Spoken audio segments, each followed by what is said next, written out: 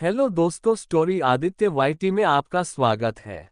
मेरे बेदर्द पिया पार्ट 3 चैप्टर 31 हाथ जलाना। सार्थक ने डांटा वैदिक को। वैदिक सार्थक को अपनी नजरें फेरते हुए देखकर एक डेविल स्माइल करता है जिसे वो जल्द ही छुपा भी लेता है। उसके बाद वो अपने मन में सार्थक की ओर देखते हुए कहता है, आई नो भाई, आप मुझसे नाराज हैं, लेकिन मुझे पता है कि आप अभी भी मेरी फिक्र करते हैं, बस जता नहीं रहे हैं। लेकिन मुझसे कोई नजरे फेरे मुझे पसंद नहीं है, लेकिन मुझे ये भी पता है मुझे आपका ध्यान खुद की ओर कैसे करना है। इतना कह वैदिक एक नजर सिया की ओर देखता है जो उसे बिल्कुल भी नहीं देख रही थी। उसका ध्यान उसे छोड़ सबके ऊपर था, जिसे देख उसके हाथों की मुट्ठी कस जाती है। सिया को इस तरह देखकर वैदिक अपने मन में कहता है, तुम मुझे चाहकर भी इग्नोर नहीं कर सकती हो। ये हक मैंने किसी को नहीं दिया कि कोई मुझे इग्नोर करे। ये हक सिर्फ और सिर्फ मेरे पास है। मैं ही तुम्हें इग्नोर कर सकता हूँ। तुम नहीं जान, तुम्हारा सारा ध्यान रोज की तरह आज भी मेरे ऊपर होना चाहिए जान, उसी उम्मीद के साथ जो हमेशा रहता है जान। उसके बाद वैदिक अपने सामने रखे गर्म सूप को एक नज़र देखता है, जिसे देखकर उसकी हेजल ग्रीन आंखों में एक चमक सी आ जाती है। वैदिक फिर से डेविल स्माइल करता है। तभी अचानक से वहां की शांति को तोड़ते हुए वैदिक की एक हल्की सी चीख निकलती है। आह! उसकी चीख सुनकर सब उसकी ओर देखते हैं। उसे देखकर सब डर जाते हैं, लेकिन सार्थक तुरंत कहता है, छोटे ध्यान से। उसके बाद बिना एक पल की देरी किए सार्थक अपनी चेयर से उठकर वैदिक के पास जाके उसके राइट हैंड को पकड़कर देखने लगता है। सार्थक वैदिक के हाथ को देखते हुए अपनी फिक्र भरी आवाज में उसे डांटते हुए कहता है, छोटे। सार्थक प्यार से वैदिक को छोटे कहता था, लेकिन जब वो उससे गुस्सा रहता था तो उसे उसके नाम से बुलाता था। तेरा ध्यान कहाँ था जो तूने अपना हाथ जला लिया? तुझे ध्यान से देखना चाहिए था ना। सूप गर्म है, देख तेरा हाथ भी जल गया। उसके बाद सुमन जी की ओर देखते हुए कहता है, मॉम फर्स्ट एड बॉक्स लाइए तो। सार्थक की डॉट सुनकर वैदिक अपने उस हाथ को देखता है जो पूरा लाल पड़ चुका था, जिसे सार्थक ने पकड़ा हुआ था। उसे देखकर वैदिक ने थोड़ी देर पहले जो किया था उस बारे में सोचने लगता है। वैदिक गर्म सूप को अपने राइट हैंड पर जानबूझकर गिरा लेता है, लेकिन उसे उस गर्म सूप के गिरने से कोई फर्क नहीं पड़ता है। न तो वैदिक को कोई दर्द और जलन महसूस होती है, लेकिन वो जानबूझकर दर्द से चिल्लाने की एक्टिंग करता है, सबका ध्यान अपनी ओर खींचने के लिए, जिसमें वो कामयाब भी हो जाता है। सार्थक को अपने पास आया देख और उसकी बात सुन उसके होठों की मुस्कान और भी गहरी हो जाती है, लेकिन वो उसे अपने फेस पर आने नहीं देता है, बल्कि अपने चेहरे पर दर्द भरे एक्सप्रेशन लिए सार्थक को देखने लगता है, जैसे उसे बहुत दर्द और जलन हो रही है। वैदिक के चेहरे पर दर्द देखकर सार्थक थोड़ी नर्म और फिक्र भरी आवाज में उससे पूछता है, ज्यादा दर्द हो रहा है छोटे? सार्थक की बात सुनकर वैदिक बस अपना सर हाँ में हिला देता है। तब तक सुमन जी भी फर्स्ट एड बॉक्स लेके आ जाती है और वो भी वैदिक के जले हुए हाथ को देखती है तो उनके आंखों में नमी उतर आती है और वो अपने रुंधे गले से कहती है, वैदिक आपका ध्यान कहाँ था बच्चे? आपने अपना पूरा हाथ जला लिया। आपको ध्यान से सूप का बाउल उठाना चाहिए था ना। अब देखिए कितना जल गया है आपका हाथ। इतना कहते कहते सुमन जी के आंखों से आंसू निकलकर उनके गालों पर आ जाते हैं। सुमन जी को रोता देख दिशा उनके पास आके उन्हें चुप कराते हुए कहती है, मॉम वो ठीक है, आप रोए मत। इतना कह वो उनके कंधे को पकड़कर उन्हें कंसोल करने लगती है। तब तक सार्थक भी वैदिक के जले हुए हाथ पर ऑइंटमेंट लगा देता है। रघुवेंद्र जी जो ये सब कुछ बड़ी देर से देख रहे थे अपनी जगह पर बैठे हुए ही, लेकिन जब उन्होंने सुमन जी की आंखों से बहते हुए आंसू देखे तो उन्हें गुस्सा आ जाता है और वो अपनी राबेली आवाज में कहते हैं, वो कोई छोटा बच्चा नहीं है, इतना दर्द वो सह ही सकता है और मुझे नहीं लगता है कि उसकी इतनी फिक्र किसी को करनी चाहिए। शायद आप लोगों को याद नहीं है उसने क्या किया है, या फिर इतनी सी उसकी चोट देख आप लोग सब भूल गए हैं। रघुवेंद्र जी की आवाज सुन सब उन्हें देखने लगते हैं और उन्हें जैसे ही उनकी बातों का मतलब समझ आता है वो घूरकर वैदिक को देखते हैं जो अभी भी अपने चेहरे पर दर्द लिए सबको देख रहा था। लेकिन इस बार कोई भी उसके जाल में नहीं फंसता है। सार्थक उसे फिर से अपनी जानलेवा नजरों से घूरता है। उसके बाद वो भी अपनी जगह आके बैठ जाता है। उसके पीछे दिशा भी आके अपनी जगह पर बैठ जाती है।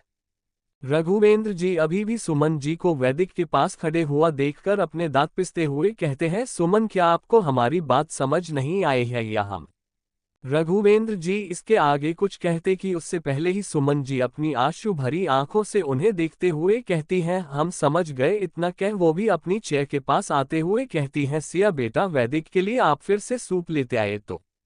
सिया जो ये सब कुछ होते हुए अपनी जगह पर ही खड़ी थी, उससे इस बात से कोई फर्क नहीं पड़ा था कि वैदिक का हाथ जल गया है और क्या हो रहा है क्या नहीं। वो सुमन जी की बात सुन बिना कुछ कहे सीधा किचन की ओर चल देती है वैदिक के लिए फिर से सूप लेने। वैदिक रघुवेंद्र जी की बात सुनकर उन्हें घूर कर देखते हुए कहता है, सारा प्लान खराब कर दिए मेरा। इन्हें भी इनकी बीवी से दूर नहीं किया तो मेरा भी नाम वैदिक खुराना नहीं।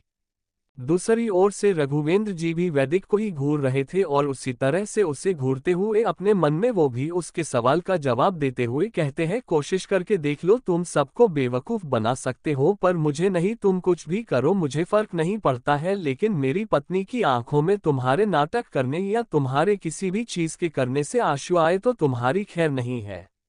मुझे पता है तुमने जो सबका अटेंशन पाने के लिए ये सब कुछ जानबूझकर किया है न। मुझे सब पता है बेटा, पर मैं भी तुम्हारा बाप हूँ, तुम्हारे रग रग से वाकिफ हूँ। वैदिक जो रघुवेंद्र जी की आंखों में अभी तक घूर कर देख रहा था जैसे वो भी उनके मन की बात उनके आंखों से समझ रहा हो, इसलिए वो अपने मन में कहता है, डैड मैं आपको देख लूंगा।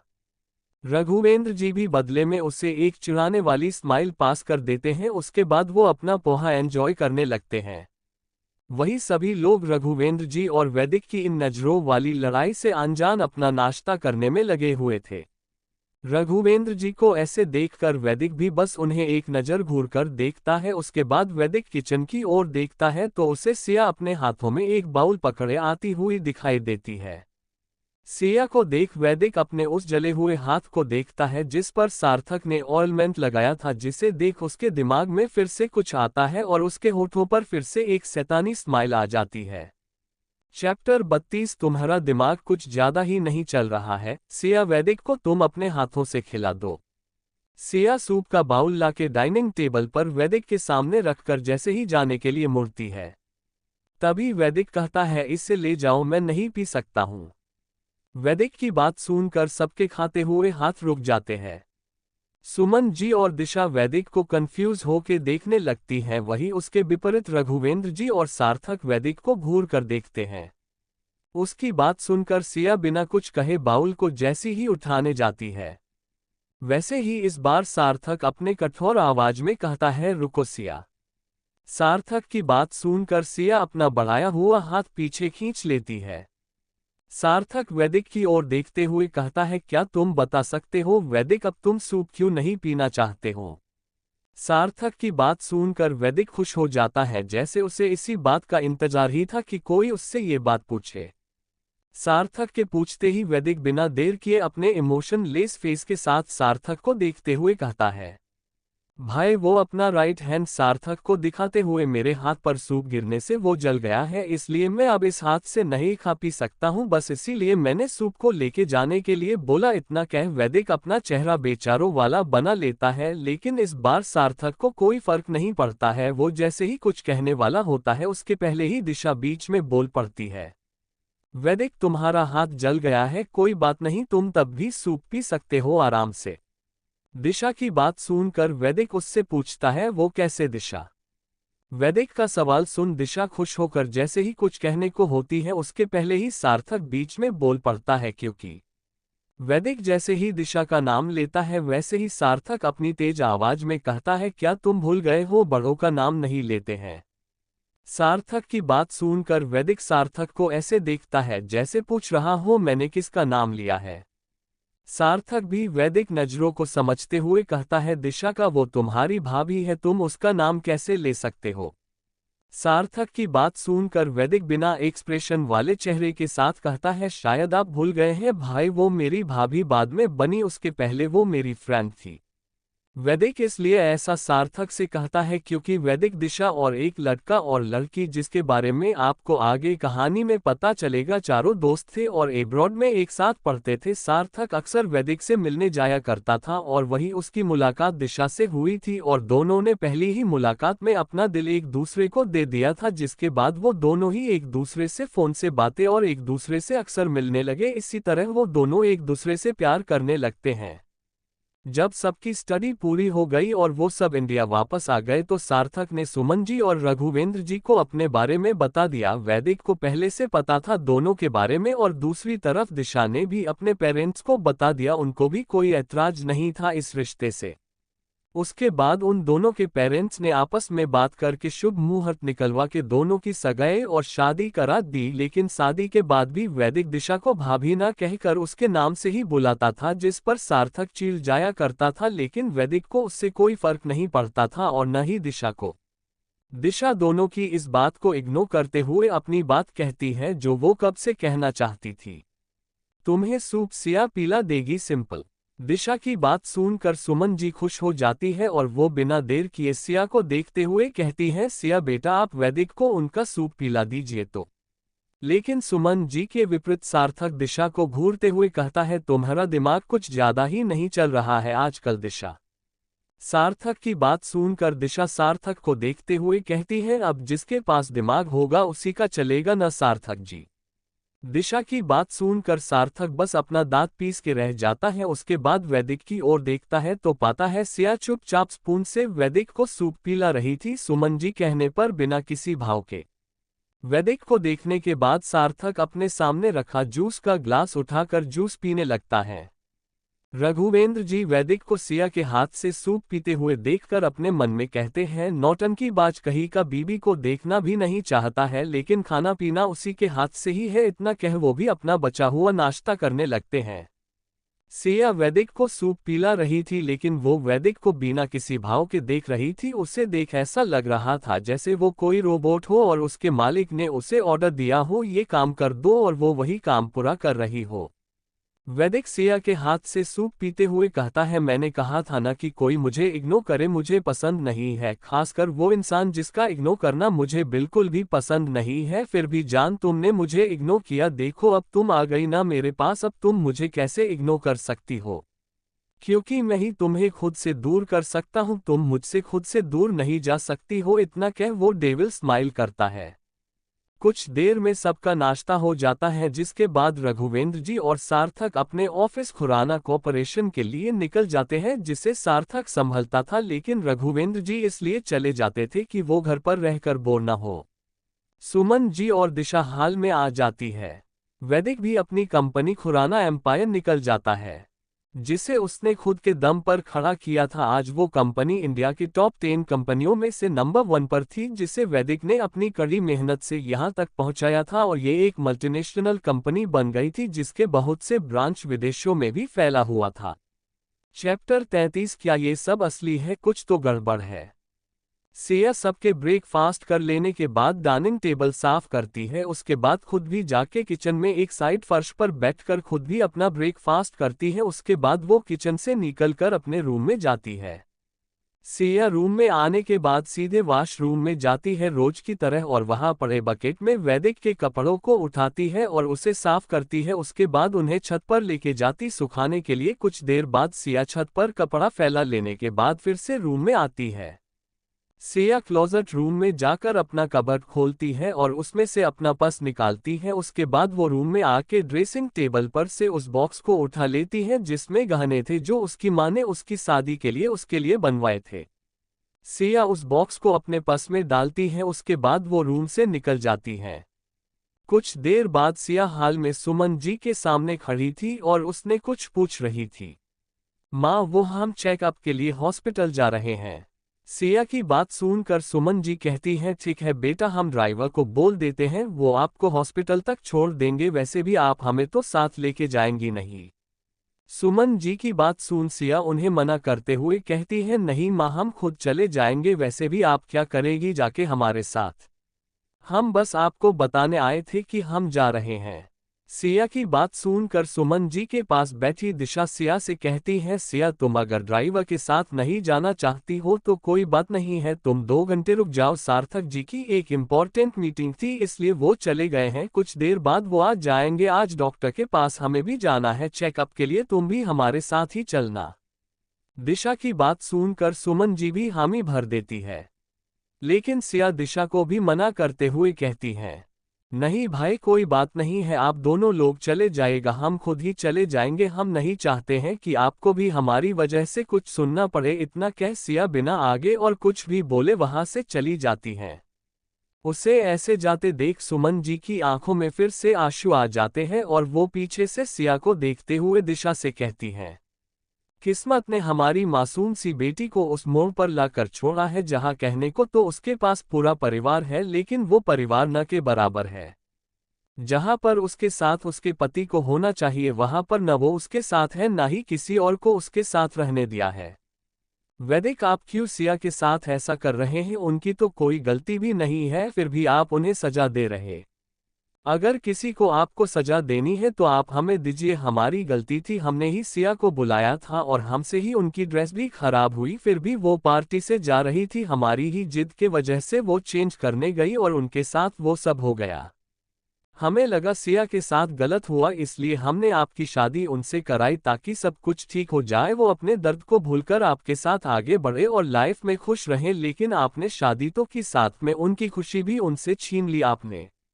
वो एक अनाथ थी, उनके पास कोई परिवार भी नहीं था, अगर उनके पास कोई था तो वो सिर्फ हम थे जिसे वो अपनी मां मानती थी। हम उन्हें कई सालों से जानते हैं, वह कैसी है, उनके अंदर कुछ है तो सिर्फ और सिर्फ मासूमियत भरी पड़ी है। वो किसी की ऊंची आवाज सुन लेती थी, डर जाती थी। लेकिन दिशा, वैदिक को ये सब क्यों नजर नहीं आता है जो हमें हमारी बेटी में नजर आता है? इतना कह सुमन जी रोने लगती है। दिशा के भी आंखों में आंसू आ गए थे। सुमन जी की बात सुनकर वो भी सुमन जी के हाथ को पकड़ते हुए कहती है, मॉम सब कुछ एक दिन ठीक हो जाएगा, आप शांत हो जाए।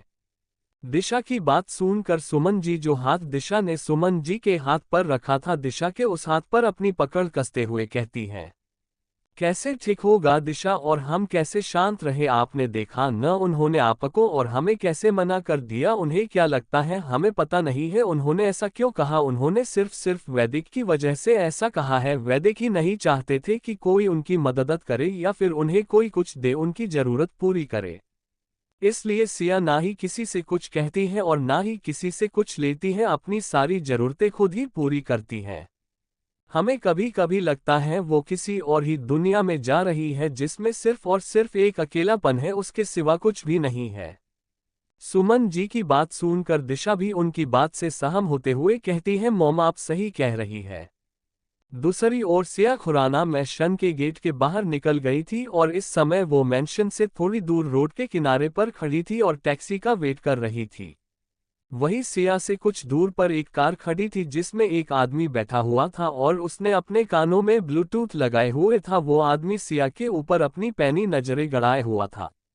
कुछ देर बाद एक टैक्सी को सिया हाथ दे के रोकती है। टैक्सी का ड्राइवर टैक्सी रोक देता है। उसके बाद सिया से पूछता है, आपको कहाँ जाना है मैडम? ड्राइवर की बात सुनकर सिया उसे एड्रेस बताती है। सिया की बात सुनकर टैक्सी ड्राइवर उसे बैठने को बोलता है, जिसके बाद सिया बैठ जाती है और वो टैक्सी भी वहां से चल देती है। उस टैक्सी को जाते हुए देखकर कार में बैठा आदमी भी कार स्टार्ट करके सिया की टैक्सी का पीछा करने लगता है। उसी के साथ किसी को कॉल करता है। उधर से कॉल पिक होते ही वो आदमी कहता है, बॉस वो घर से निकल गई है।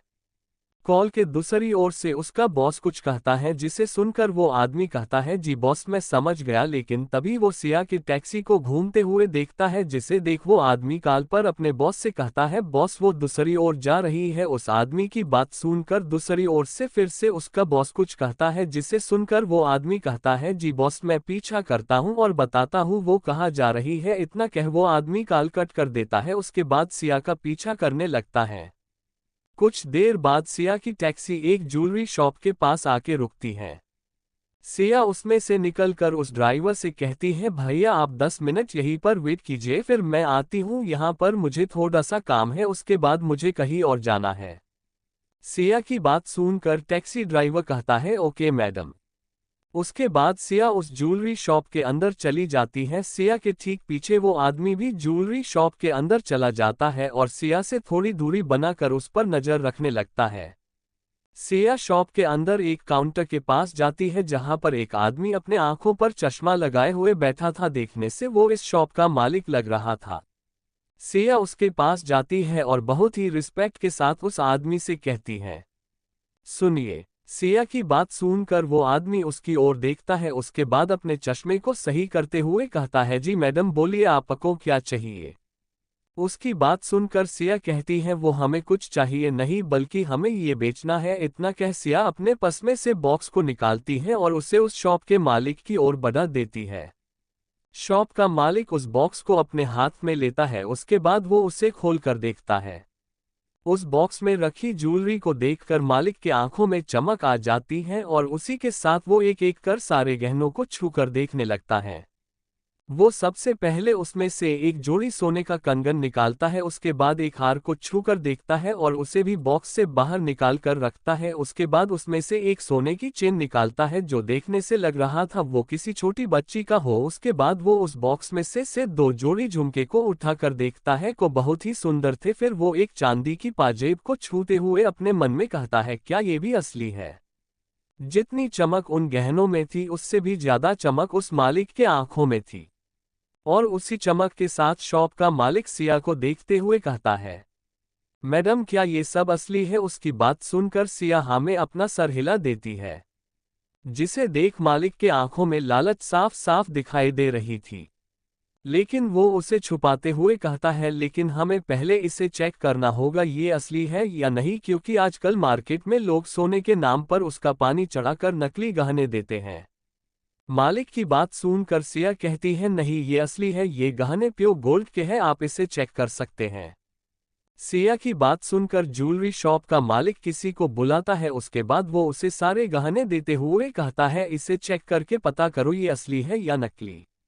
मालिक की बात सुनकर वो आदमी जिसे मालिक ने बुलाया था वो उन सब गहनों को लेके जाता है। उसके कुछ देर बाद आता है और मालिक के कान में धीरे से कुछ कहता है। उसकी बात सुनकर वो मालिक अपनी जगह से उठते हुए सिया को देखकर कहता है, मैडम आप बस 2 मिनट रुकिए, हम आते हैं।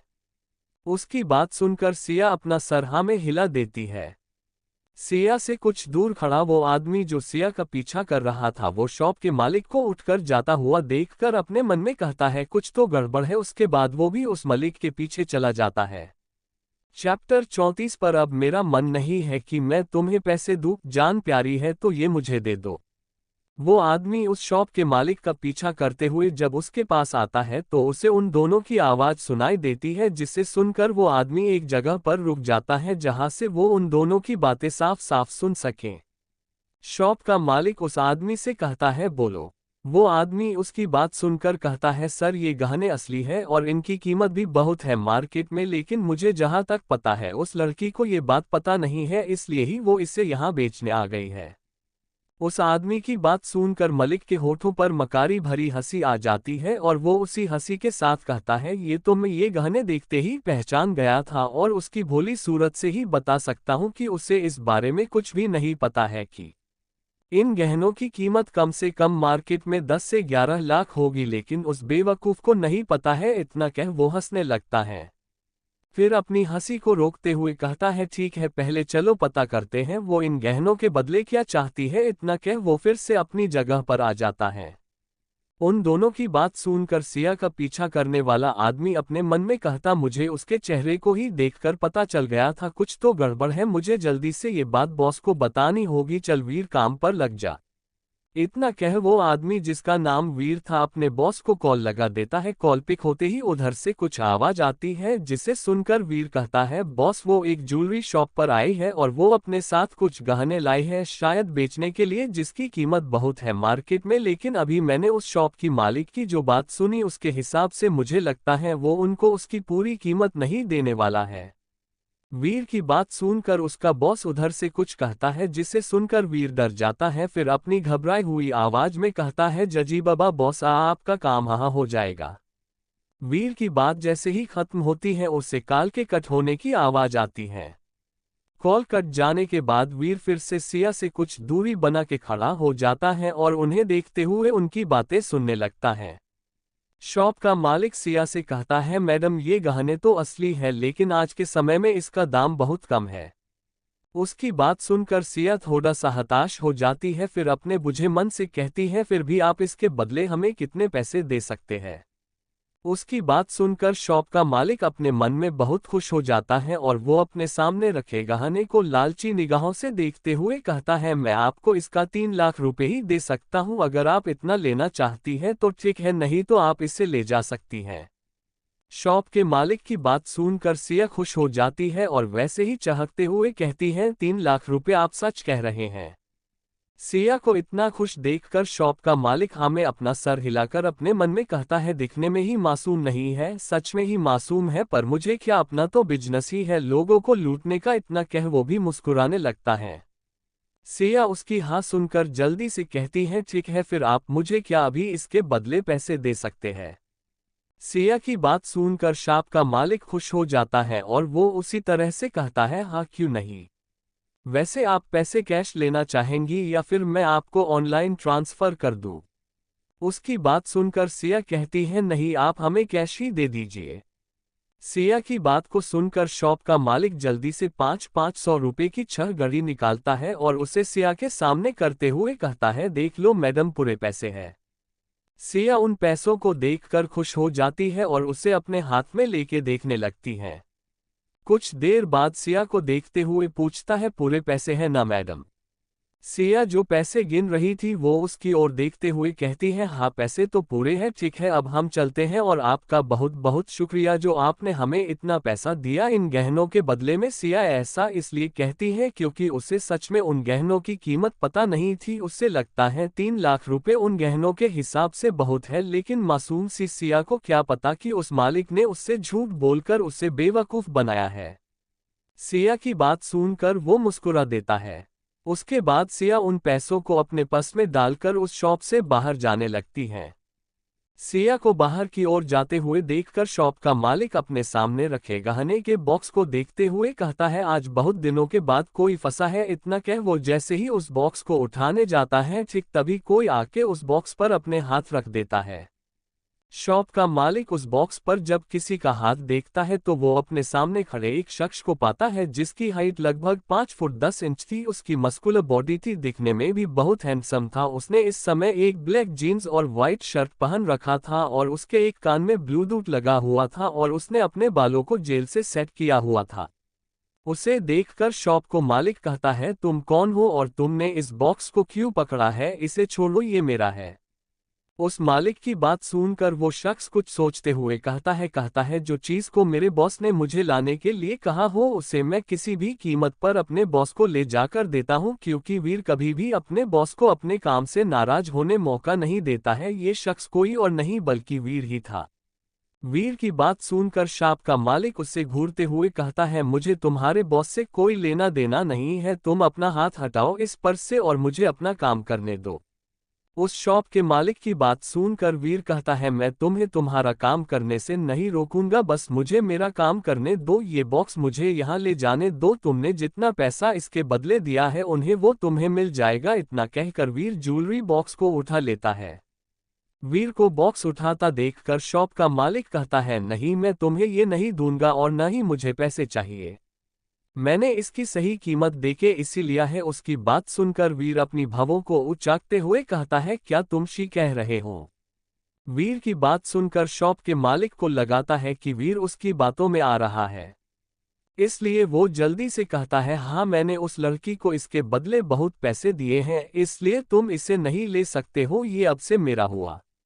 उसकी बात सुनकर वीर अपने सर पर अपनी 2 उंगलियों से मसलते हुए अपने मन में कहता है, अभी तक मैं इससे अच्छे से पेश आ रहा था लेकिन इसका तो भाव बढ़ता ही जा रहा है, इसे पता नहीं है क्या मुझे अभी बहुत से काम करने हैं। इतना कह वीर अपना एक हाथ पीछे कर अपनी कमर में खोसी हुई गन को निकालता है और उससे शॉप के मालिक के ऊपर निशाना लगाते हुए कहता है, ये बॉक्स तुम मुझे देते हो या फिर तुम्हारी खोपड़ी उड़ा दूं मैं। वीर के हाथ में गन देखकर शॉप के मालिक को पसीना आने लगता है डर के मारे, लेकिन वो अपने डर को छुपाते हुए कहता है, मैं पुलिस को बुला दूंगा, तुम ऐसे ही मुझे डरा धमका नहीं सकते हो। मैंने उससे खरीदा है, पैसे दे के वो भी पूरा पैसा दिया है। मैंने ये सब कहते हुए वो हिचकिचा रहा था, लेकिन वीर उसकी बात सुनकर बस एक शब्द कहता है, ओह। उसके बाद वो उसे घूरकर देखने लगता है। कुछ देर घूरकर देख लेने के बाद वीर कहता है, तो तुम मुझे ये नहीं देने वाले हो? वीर की बात सुन शॉप का मालिक अपने डर को छुपाते हुए नामे अपना सर हिला देता है और अपने मन में कहता है, ऐसे कैसे किसी को दे दूं, बहुत ही मुश्किल से उस लड़की को बेवकूफ बनाया है। वीर उसके चेहरे पर आते जाते भाव को देखते हुए कहता है, अब तुम्हारे पास सिर्फ और सिर्फ दो ऑप्शन है। पहला ये है कि तुम मुझसे उतने ही पैसे ले लो जितना तुमने दिया है उन्हें। दूसरा ऑप्शन ये है कि तुम ये देखो, उसके बाद तुम बताओ तुम क्या चुनोगे। इतना कह वीर उसके सामने अपना फोन कर देता है। उस शॉप के मालिक के सामने कुछ देर पहले की वीडियो अपने फोन में चालू करके वीर उसके सामने कर देता है, जिसमें वो और उसका आदमी ज्वेलरी के कीमत के बारे में बात कर रहे थे। उस वीडियो को देखकर शॉप का मालिक बहुत डर जाता है और अपनी घबराई हुई आवाज में कहता है, तुम कौन हो और तुम्हें ये कैसे मिला, क्या तुम मुझ पे नजर रख रहे थे। उसकी बात सुनकर वीर बोरिंग भरे लहजे में कहता है, मैं कौन हूं इससे तुम्हें कोई मतलब नहीं होना चाहिए। तुम क्या चाहते हो, मैं इसे पुलिस को दे दूं और तुम्हारी ये ज्वेलरी शॉप हमेशा के लिए बंद हो जाए। वीर अपनी बात पूरी करता उससे पहले ही शॉप का मालिक कहता है, नहीं नहीं तुम ऐसा कुछ मत करो तत्तू, तुम ये ले जाओ, बस मुझे मेरे 3 लाख रुपए वापस दे दो। उसकी बात सुनकर वीर के होठों पर एक डेविल स्माइल आ जाती है और वो उसी स्माइल के साथ कहता है, पर अब मेरा मन नहीं है कि मैं तुम्हें पैसे दूं। इतना कह वो अपनी गन उसके सर पर लगा देता है और अपने डेंजर ओरे के साथ कहता है, तुम्हें तुम्हारी जान प्यारी है तो ये मुझे दे दो, वरना पहले मैं तुम्हें जान से मरूंगा, उसके बाद तुम्हारी ये सो कॉल्ड शॉप भी बंद करा दूंगा। इतना कह वो अपनी गन लोड करता है। वीर को गन लोड करते हुए देखकर शॉप का मालिक डर जाता है और तुरंत कहता है, नहीं नहीं तुम मुझे मत मारो, मुझे छोड़ दो और तुम ये ले जाओ, मैं कुछ नहीं कहूंगा। उसकी बात सुनकर वीर उस बॉक्स को उठा लेता है, उसके बाद अपनी बंदूक से उस शॉप के मालिक के गालों पर रब करते हुए कहता है, गुड डिसीजन। इतना कह वो बॉक्स को लिए शॉप से बाहर आ जाता है। उसके बाहर निकलते हैं कुछ लोग एक साथ उस शॉप के अंदर जाते हैं, जिन्हें देख वीर डेविल स्माइल करते हुए कहता है, एक काम तो कर दिया मैंने बॉस का, अब दूसरा करता हूं जिसके लिए आज मैं आया हूं। इतना कह वो सामने से जाती हुई सिया के टैक्सी को देखता है, फिर अपनी कार में बैठकर फिर से उसका पीछा करने लगता है। कौन से लोग शॉप के अंदर गए जिन्हें देखकर वीर डेविल स्माइल करता है और उसके बॉस ने क्यों सिया के गहने लेने के लिए उससे कहा। चैप्टर 35 हॉस्पिटल बंद है। एक हैंडसम लड़का। वीर जैसे ही ज्वेलरी शॉप से बाहर आता था, ठीक वैसे ही 4 से 5 ऑफिसर उस शॉप के अंदर जाते हैं। उन्हें देख वीर डेविल स्माइल करते हुए कहता है, एक काम तो कर दिया मैंने बॉस का, अब दूसरा करता हूं जिसके लिए आज मैं आया हूं। इतना कह वो सामने से जाती हुई सिया के टैक्सी को देखता है, फिर अपनी कार में बैठकर फिर से उसका पीछा करने लगता है। वो ऑफिसर सीधा शॉप के मालिक के पास जाके कहते हैं, हम आपको गिरफ्तार करने आए हैं, हमें आपके खिलाफ सबूत मिला है कि आप मासूम लोगों को ठगते हैं और आपकी शॉप को भी हमेशा के लिए बैन किया जाता है। ऑफिसर की बात सुनकर शॉप का मालिक जैसे ही कुछ कहने को होता है, उसके पहले ही एक दूसरा ऑफिसर उस आदमी को पकड़ कर लाता है और कहता है, सर मैंने इसे भी पकड़ लिया, हमें देखकर ये यहाँ से भागने के फिराक में था। उस ऑफिसर की बात सुनकर दूसरा ऑफिसर जो उन सब का हेड था, वो अपने पीछे खड़े ऑफिसर को देखकर उन्हें कमांडिंग टोन में कहता है, दोनों को पकड़ो और इन्हें इनके ससुराल ले चलो और इस शॉप पर अभी ताला लगा दो, बॉस का ऑर्डर है। इतना कह वो शॉप से बाहर की ओर जाने लगता है। उसकी बात सुनकर वो ऑफिसर बिल्कुल वैसा ही करते हैं। इस बीच शॉप का मालिक चीखता चिल्लाता है, लेकिन उन ऑफिसर को इससे कोई फर्क नहीं पड़ता है। वो ऑफिसर बाहर आके किसी को कॉल करता है, दूसरी ओर किसी बहुत ही भारी आवाज उससे सुनाई देती। बोलो। उसकी बात सुनकर वो ऑफिसर कहता है, जैसा वीर सर ने कहा था मैंने कर दिया, उन्होंने आपको इन्फॉर्म करने को बोला था। उसकी बात सुनकर फोन के दूसरी ओर से बहुत ही कर्कश आवाज आती है। इतना कह वो शख्स कॉल कट कर देता है। कॉल कट होने के बाद ऑफिसर अपने मन में कहता है, पता नहीं वीर सर कैसे इनसे बात करते हैं, मैं तो इनकी डरावनी आवाज ही सुनकर डर जाता हूं। दूसरी ओर सिया की टैक्सी एक हॉस्पिटल के सामने आके रुकती है। ये हॉस्पिटल न ही ज्यादा बड़ा था और न ही ज्यादा छोटा था, लेकिन ये एक फेमस हॉस्पिटल था। टैक्सी से उतरकर सिया टैक्सी ड्राइवर को पैसे देती है, जिसके बाद वो वहां से चला जाता है। सिया उसको पैसे देने के बाद अपने कदम हॉस्पिटल की ओर बढ़ा देती है। सिया के ठीक पीछे ही वीर भी उसका पीछा करते हुए हॉस्पिटल की ओर जा रहा था, तभी वीर का फोन बजता है। वीर अपनी जगह पर रुककर पॉकेट से अपना फोन निकालकर स्क्रीन पर नाम देखता है जिस पर तेजस शो कर रहा था। तेजस का कॉल देखकर वीर अपने फोन को पॉकेट में डालते हुए अपने कान में लगे ब्लूटूथ पर टच करते हुए कहता है, हाँ तेजस बोलो। वीर की आवाज सुनकर उधर से तेजस कुछ कहता है जिसे सुनकर वीर अपने सामने सिया को देखता है जो हॉस्पिटल के गेट के अंदर जाती है। उसके जाते ही गेट पर दो लड़के जिसकी आंखें खड़े होकर गेट पर पहरा देने लगते हैं।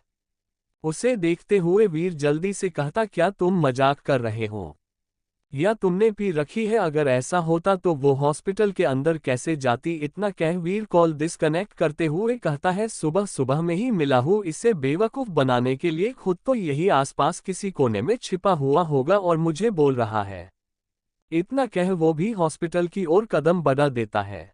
वीर गेट के पास आके जैसे ही अंदर जाने के लिए अपना कदम बढ़ाता है तभी गेट के पास खड़े दोनों लड़कों में से एक उसके सामने आते हुए कहता है, सर आज हॉस्पिटल बंद है, आज किसी का इलाज नहीं होगा, आप जा सकते हैं। अगर आपको जरूरी है डॉक्टर को दिखाना तो आप पास वाले हॉस्पिटल में जा सकते हैं। इतना कह वो अंदर से गेट लॉक कर देते हैं।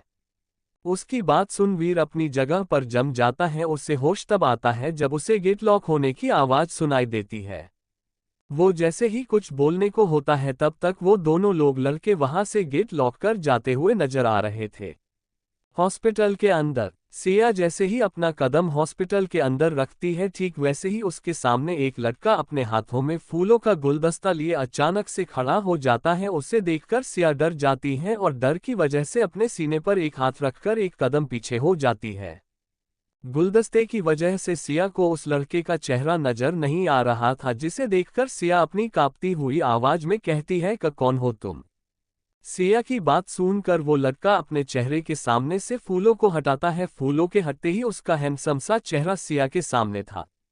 सिया के सामने 23-24 साल का एक हैंडसम लड़का खड़ा था जो दिखने में कुछ फॉरेनर भी लग रहा था। उसने अपने बालों पर सिल्वर कलर में करा रखा था जो उसके लुक को और भी स्टाइलिश बना रहा था और उसकी स्टील ब्लू आंखें थी। दिखने में वो किसी हीरो और मॉडल से कम नहीं था। उसने इस वक्त ब्राउन कलर की फॉर्मल पैंट और ओलिवर ग्रीन कलर की शर्ट पहन रखी थी। शर्ट के ऊपर के 3 बटन खुले हुए थे जिसमें से उसकी मस्कुलर चेस्ट साफ देखी जा सकती थी जो उसकी पर्सनैलिटी को बहुत ही एलिगेंट बना रही थी। उसे देखकर सिया अपने सीने से हाथ हटाकर उसे घूरते हुए कहती है, तुमने तो मुझे डरा ही दिया था। चैप्टर 36 चित्र हटो सामने से थप्पड़। सिया की बात सुन वो लड़का कहता है, क्या सच में मैंने आपको डरा दिया? इसके बाद अपने मन में कहता, लेकिन उन दोनों ने तो कहा था मेरे ऐसा करने से आप खुश हो जाएंगी। इतना कह वो अपनी तेज आवाज में कहता है, जॉनी पीटर। उसकी आवाज सुनकर 2 लड़के भागते हुए उसके पास आते हैं जो उसके ही हम उम्र के थे और डरते हुए दोनों ही एक साथ कहते हैं, जी बॉस। दोनों की बात सुनकर वो लड़का उन्हें घूरते हुए कहता है, तुम दोनों ने कैसा आइडिया दिया था? देखो। इतना कह वो सिया की ओर इशारा करते हुए कहता है, मेरी सिस्टर डर गई ना, अब मैं तुम लोगों को छोड़ूंगा नहीं। इतना कह वो लड़का जैसे ही उन दोनों लड़कों के पास जिसमें एक नाम जॉनी और दूसरे का नाम पीटर था बढ़ता है वैसे ही सिया की आवाज उसे अपने कानों में सुनाई देती है, चित्र ये क्या कर रहे हो तुम? सिया की बात सुनकर वो लड़का जिसका नाम शायद चित्र था वो रुक जाता है। अब सिया की ओर आते हुए कहता है, मेरा नाम चित्र नहीं चित्रांग है, आप मेरा नाम क्यों नहीं लेती हैं पूरा? वही उसकी बात सुनकर जॉनी और पीटर जो कुछ देर पहले डरे सहमे हुए खड़े थे पर अब वो चित्रांग की बात सुनकर अपना सर नीचे कर दोनों मुस्कुराने लगते हैं। चित्रांग की बात सुनकर सिया अपना मुंह बनाते हुए कहती है, वो इसलिए क्योंकि मुझे तुम्हारा नाम बहुत अजीब लगता है इसलिए। लेकिन चित्र देखो कितना अच्छा लगता है ना। अगर तुम्हें मेरी बात पर भरोसा नहीं है तो तुम इन दोनों से पूछ लो। इतना कह सिया उसके हाथों से फूलों का गुलदस्ता लेते हुए जॉनी और पीटर की ओर इशारा करती है। सिया की बात सुनकर चित्रांग उन दोनों की ओर देखता है जैसे पूछ रहा हो, सच में? जॉनी और पीटर कुछ कहते उसके पहले ही चित्रांग कहता है, वॉटएवर। चित्रांग सिया को देखने के बाद उसके आगे पीछे देखने लगता है। वो ऐसे देख रहा था जैसे वो किसी को खोज रहा हो। उसके इस तरह देखने से सिया उससे कहती है, तुम किसी खोज रहे हो चित्र? सिया की बात सुनकर चित्रांग बिना किसी भाव के कहता है, आप आज भी अकेले ही आए हैं क्या? आपके हस्बैंड नहीं आए क्या? चित्रांग का सवाल सुन सिया के सामने वैदिक का चेहरा आ जाता है। उसके बाद उसे कल रात की बातें याद आ जाती है, जिसे याद कर उसका चेहरा मुरझा जाता है, जिसे चित्रांग तुरंत नोटिस कर लेता है। लेकिन तभी सिया उससे कहती है, नहीं, उनकी एक इम्पॉर्टेंट मीटिंग थी इसलिए वो आज नहीं आ पाए हैं, अगली बार वो जरूर आएंगे, तब तुम उनसे मिल लेना। इतना कह सिया अपने मन में कहती है, काश ये सच होता। सिया अपने फेस एक्सप्रेशन नॉर्मल करते हुए कहती है, बहुत हो गई बातें, अब सामने से हटो, मुझे डॉक्टर को दिखाना है। सिया की बात सुनकर चित्रांग अपने मन में कहता है, कुछ तो सिस्टर मुझसे छिपा रही है, मुझे पता करना पड़ेगा। मैं जब भी उनसे उनके हस्बैंड के बारे में पूछता हूँ वो एक ही जवाब देती है, बिजी थे। लेकिन इसके लिए मुझे उनके साथ उनके घर जाना होगा। सिया उसे अभी भी अपने सामने बुत बना खड़े देखकर कहती है, चित्र हटो सामने से, तुम अभी तक खड़े क्यों हो। सिया की आवाज सुनकर चित्रांग अपने होश में आता है और एक साइड हट जाता। उसके बाद सिया आगे की ओर बढ़ जाती है। उसे आगे जाते हुए देखकर चित्रांग का ऑरा बिल्कुल बदल जाता है। अब वो बहुत ही भयानक लग रहा था, उसका चेहरा पूरा लाल हो गया था, उसकी हाथों की नसें साफ साफ दिखाई दे रही थी। अभी जो चित्रांग सामने था उसे देखकर कोई कह ही नहीं सकता था कि वे वही चित्रांग है जो कुछ देर पहले सिया के सामने था, बल्कि वो इस समय बिल्कुल एक अलग ही शख्स नजर आ रहा था, जिसका ऑरा बहुत ही खतरनाक था, जो किसी को भी एक मिनट में खत्म कर सकता था। चित्रांग अपनी खतरनाक आवाज में जॉनी और पीटर की ओर देखते हुए अपने दांत पिसते हुए कहता है, क्या पूरा हॉस्पिटल खाली हो गया। उसकी बात सुनकर जॉनी कहता है, जी बॉस, जैसा आपने कहा था मैंने हॉस्पिटल को पूरा खाली करा दिया है और जितने भी पेशेंट यहाँ पर थे मैंने उन्हें पास के हॉस्पिटल में भेजवा दिया है, जैसा कि आप चाहते थे कि सिस्टर। चित्रांग जॉनी की बात सुनकर बस एक ही जगह पर रुक गया था, जैसे ही जॉनी ने सिया को सिस्टर कहा था। लेकिन जॉनी इस बात से अनजान अपनी आगे की बात कहता है, सिस्टर को कोई नजर उठाकर देखे न, इसलिए मैंने सबको यहाँ से हटवा दिया है, बस यहाँ पर गिने चुने हुए 4 लेडी ही मौजूद हैं। जॉनी जैसे ही अपनी बात खत्म करता है वैसे ही एक चटाक की आवाज वहां पर गूंजती है, जिसके बाद जॉनी अपने लेफ्ट गाल पर अपना एक हाथ रखकर चित्रांग को ऐसे देखता है जैसे पूछ रहा हो, बॉस आपने मुझे थप्पड़ क्यों मारा। चैप्टर 37 दुनिया से बाहर करना होगा, उन्हें पता चला तो मैं तुम्हारी जान ले लूंगा। जॉनी की सवालिया नजरों को देखकर चित्रांग कहता है, तुम्हारी हिम्मत कैसे हुई उन्हें सिस्टर कहने की, क्या तुम भूल गए हो मैं कौन हूं, या फिर तुम खुद को भूल गए हो तुम कौन हो। चित्रांग की बात सुनकर जॉनी अपने गाल पर अभी भी वैसे ही हाथ धरे हुए कहता है, याद है बॉस, मैं भूला नहीं हूं। इतना कह वो पीटर की ओर देखते हुए कहता है ना पीटर। जॉनी की बात सुनकर पीटर जल्दी से अपना सर हाँ में हिला देता है। चित्रांग दोनों को देखकर कहता है, जो भी हो मुझे उससे कोई लेना देना नहीं है, वो सिर्फ मेरी सिस्टर है, तुम लोगों की नहीं, तुम दोनों उन्हें सिस्टर नहीं कह सकते हो। चित्रांग की बात सुनकर जॉनी जल्दी से कहता है, लेकिन बॉस अगर हम उन्हें सिस्टर नहीं कहेंगे, अगर उन्हें बॉस बोलेंगे तो उन्हें आप पर शक हो जाएगा, तो आपसे बात नहीं करेगी, फिर आप क्या करेंगे। क्या आप भूल गए हैं आपने उनसे बात करने के लिए अपनी आइडेंटिटी छुपाई है उनसे। जॉनी की बात सुनकर चित्रांग कुछ सोचने लगता है और फिर वो जल्दी से कहता है, हाँ ये तो मैं भूल ही गया था, अच्छा हुआ तुमने याद दिला दिया, लेकिन फिर भी तुम दोनों उन्हें सिस्टर नहीं कह सकते हो, वो सिर्फ मेरी सिस्टर है, तुम दोनों क्या बोलोगे, तुम दोनों जानो। उसकी बात सुनकर पीटर जल्दी से अपनी टूटी फूटी हिंदी में कहता है, बॉस मैं बताता है हम क्या बोलता उनको। पीटर की बात सुनकर चित्रांग उसे ऐसे देखने लगता है जैसे कह रहा हो बताओ। उसकी नजरों को समझते हुए पीटर जल्दी से कहता है, बॉस मैं क्या बोलता, मैं ना उनको बिग सिस्टर बोलता तो उनको आपके ऊपर शक नहीं होता और हमारा प्लान भी नहीं खराब होता और काम भी होता। और बिग सिस्टर इसलिए उनको बोलता क्योंकि वो बड़ी होती हमसे और आपकी सिस्टर होती हमारी, और इसकी जॉनी की ओर इशारा करते हुए बिग सिस्टर होती। इतना कह पीटर चुप हो जाता है। उसकी बात सुनकर चित्रांग उसे कुछ पल घूर कर देखते हुए अपने मन में सोचता है, फिर दोनों को देखते हुए कहता है, ठीक है। इतना कह उसका ऑरा फिर से बहुत खतरनाक हो जाता है और वो उसी खतरनाक ऑरा के साथ जॉनी और पीटर को देखते हुए कहता है, जब तक मेरी सिस्टर का चेकअप नहीं हो जाता है एक परिंदा भी इस हॉस्पिटल में अपने पर न रख पाए। उसकी बात सुनकर जॉनी और पीटर के भी फेस एक्सप्रेशन बदल जाते हैं और वो उसी तरह से कहते हैं, जी बॉस इतना कह वो दोनों गेट के पास आकर खड़ा हो जाते हैं। उनके जाने के बाद चित्रांग भी सिया के पीछे चल देता है। सिया जैसे जैसे आगे जाती है उसे हॉस्पिटल खाली नजर आ रहा था। सिया सब जगह खाली देख अपने मन में कहती है, कोई हमें नजर क्यों नहीं आ रहा है, क्या हम किसी गलत जगह पर आ गए हैं। कहते कहते सिया रिसेप्शन की ओर बढ़ती जाती है। सिया रिसेप्शन के पास पहुंचती है तो उसे वहां पर एक लड़की दिखती है। उसे देखकर सिया रिसेप्शनिस्ट से पूछती है, सिस्टर आज हॉस्पिटल बंद है, क्या यहाँ पर एक भी पेशेंट नजर नहीं आ रहा है और ना ही और कोई डॉक्टर। सिया की बात सुनकर रिसेप्शनिस्ट कुछ याद करते हुए उससे कहती है, मैम वो इससे आगे कुछ कहती उसके पहले ही उससे सामने से आता हुआ चित्रांग दिखाई देता है, जिसे देखकर वो रिसेप्शनिस्ट डर जाती है और उसी तरह से अपने मन में कहती है, ये अभी तक यहाँ क्यों है। चित्रांग जैसे ही सिया के पास पहुंचता है सिया से तुरंत पूछता है, सिस्टर आप यहाँ क्या कर रही है।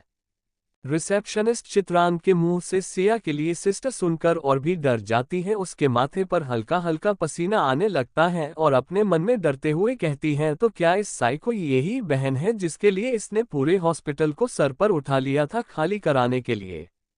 चित्रांग की आवाज सुनकर सिया अपने जस्ट पीछे उसे खड़ा देखकर कहती है, हम वो अपनी स्लिप बनवाने आए थे डॉक्टर ईशा को दिखाने के लिए, लेकिन हमें आज हॉस्पिटल में कोई नजर नहीं आ रहा था तो बस हम वही पूछ रहे थे। सिया की बात सुनकर चित्रांग बिना भाव के कहता है, क्या आप पता सिस्टर सब लोग ठीक हो गए हो इसलिए यहाँ से चले गए हो। चित्रांग की बात सुनकर सिया उसे देखते हुए अपनी मासूम सी आवाज में कहती है, हाँ क्या पता तुम सही कह रहे हो, हम ही कुछ ज्यादा सोच रहे थे। सिया की बात सुनकर चित्रांग खुश हो जाता है। वही रिसेप्शनिस्ट अपने मन में कहती है, कौन सा हॉस्पिटल खाली रहता है, ऐसा हो ही नहीं सकता है कि किसी हॉस्पिटल में एक भी पेशेंट ना हो। फिर सिया की ओर देखते हुए कहती है, आप कितनी मासूम है मैम, जिसका फायदा आपका ये शैतान भाई उठा रहा है और आपको पता भी नहीं चल रहा है। रिसेप्शनिस्ट अपने ख्यालों में खोई हुई ही थी कि तभी उसे सिया की आवाज सुनाई देती है जो कह रही थी, सिस्टर हमें डॉक्टर ईशा को दिखाना है, आप हमारी स्लिप बना। सिया की बात पूरी होती उससे पहले ही उस रिसेप्शनिस्ट की नज़र चित्रांग पर जाती है जो उसे अपनी जानलेवा स्टील ब्लू आंखों से घूर रहा था। उसकी ऐसी नज़रों को देखकर वो फिर डर जाती है और हड़बड़ाते हुए कहती है, मैं ये रहा आपका स्लिप, आप अभी दिखा सकती है डॉक्टर ईशा को, वो फ्री है। कहते हुए स्लिप सिया की ओर बढ़ा देती है जिसे देखकर चित्रांग खुश हो जाता है। लेकिन उसके उल्टा सिया उसे कंफ्यूज होते हुए कहती है, पर हमने तो आपको अभी तक कुछ बताया ही नहीं, आपको हमारा नाम कैसे पता चला और आपने स्लिप भी बना दी बिना हमसे कुछ पूछे ही।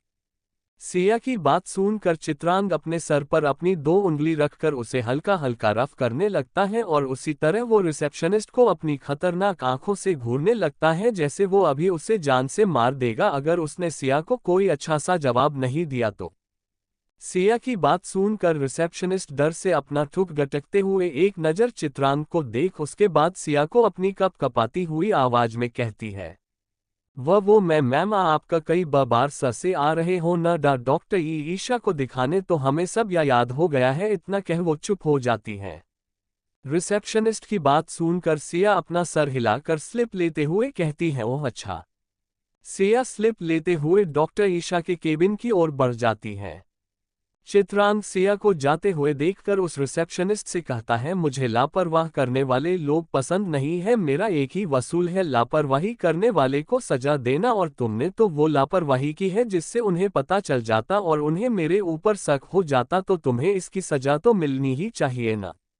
चित्रांग की बात सुनकर रिसेप्शनिस्ट और भी ज्यादा डर जाती है और उसी तरह वो चित्रांग से अपनी दबी हुई आवाज में कहती है, लेकिन सर उन्हें पता तो नहीं न चला है, मैंने उन्हें नहीं बताया कि आपने ही यहाँ से सबको निकाल दिया है और ये हॉस्पिटल भी आज ही आपने खरीद लिया है, और न ही मैंने ये बताया है कि आपने पहले ही उनकी स्लिप तैयार करने के लिए कहा था कि जब वो आए उन्हें मैं बिना इंतजार कराए तुरंत ही दे दूँ। रिसेप्शनिस्ट ने ये बात बहुत ही डरते हुए कहा था, लेकिन उसकी बात सुनकर चित्रांग की स्टील ब्लू आंखें पूरी लाल हो जाती है और किसी संकी की तरह हंसते हुए कहता है, किसी की इतनी हिम्मत नहीं है कि वो मुझे जवाब दे और मेरे सामने अपनी जुबान चलाए, तुमने मुझे जवाब दिया, इसकी सजा तो बहुत खास होनी चाहिए। पहले मैंने सोचा था तुम्हें सिर्फ इस हॉस्पिटल से बाहर का रास्ता दिखाऊंगा, लेकिन मुझे लगता है अब तुम्हें हॉस्पिटल से ही नहीं बल्कि इतना कह वो अपनी कमर में पीछे की ओर खोसी गन को निकालता है जिसमें साइलेंसर लगा हुआ था और उससे उस रिसेप्शनिस्ट के सर के बीचों बीच शूट करते हुए कहता है दुनिया से बाहर करना होगा। इतना कह वो अपने सामने रिसेप्शनिस्ट की डेड बॉडी देखकर डेविल स्माइल करता है। उसके बाद वो गेट की ओर देखता है तो उसे जॉनी और पीटर उसके पास आते हुए दिखाई देते हैं। उन्हें देखकर चित्रांत कहता है जब तक मैं वापस आऊं सब कुछ साफ हो जाना चाहिए। इतना कह वो फिर से सिया के पीछे चला जाता है। उसकी बात सुनकर जॉनी और पीटर सामने पड़ी डेड बॉडी को बिना किसी भाव के देखते हैं। उनके देखने से ऐसा लग रहा था जैसे उनके लिए किसी की डेड बॉडी देखना आम बात है। जॉनी रिसेप्शनिस्ट की लाश को देखते हुए पीटर से कहता है ब्लडी फूल गर्ल। इतना कह दोनों अपने काम पर लग जाते हैं। सिया जैसे ही डॉक्टर ईशा के केबिन के पास जाती है वैसे ही एक नर्स सिया के पास आते हुए कहती है मैम आप मेरे साथ आए, डॉक्टर आपका ही इंतजार कर रही थी। इतना कह वो केबिन का डोर ओपन करती है। उसके ऐसा करने से सिया अपने मन में कहती है आज हो क्या गया है, सबको सब इतना अजीब क्यों बिहेव कर रहे हैं जैसे कि मैं कोई वीआईपी हूँ। सिया सोचते हुए डॉक्टर ईशा के केबिन के अंदर चली जाती है। सामने की चेयर पर एक लड़की जिसने अपनी आंखों पर चश्मा लगाया हुआ था, दिखने में वो बहुत ही सुंदर थी। उसकी उम्र भी लगभग 26-27 साल थी। सिया को देख वो जल्दी से अपनी जगह पर खड़ी हो जाती है। हमेशा की तरह सिया जब भी उसके पास आती थी उसके खड़े होने से उसकी हाइट लगभग 5 फुट 6 इंच लग रही थी। डॉक्टर ईशा सिया को देखते हुए अपनी जगह पर खड़ी होकर बहुत ही पोलाइटली कहती है सिया आए बैठिए। इतना कह वो सामने लगी चेयर की ओर इशारा करती है। सिया चेयर पर बैठने के लिए जैसे ही चेयर खींचने जाती है वैसे ही कोई आके चेयर खींच देता है उसके बैठने के लिए। उसे देखकर सिया कहती है चित्र तुम यहाँ क्या कर रहे हो, तुम बाहर जाओ, मैं डॉक्टर से चेकअप करा कर आती हूँ।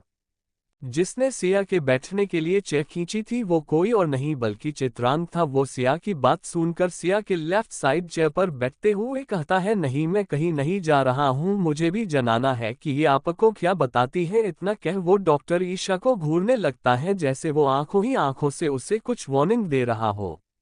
उसकी बात सुनकर सिया कुछ नहीं कहती है। वही डॉक्टर ईशा को उसके घूरने से उनको कोई फर्क नहीं पड़ता है। बदले में वो भी उसे घूर कर देखती है। उसके बाद वो उसी तरह पोलाइटली वे में सिया से कहती है आप उस तरफ चलिए, पहले हम आपका अल्ट्रासाउंड करेंगे, उसके बाद आपको बताएंगे आपकी बेबीज की हेल्थ कैसी है। उसकी बात सुनकर सिया चेयर से उठकर उस ओर जाने लगती है। उसे देखकर ईशा भी सिया के पीछे जाने लगती है।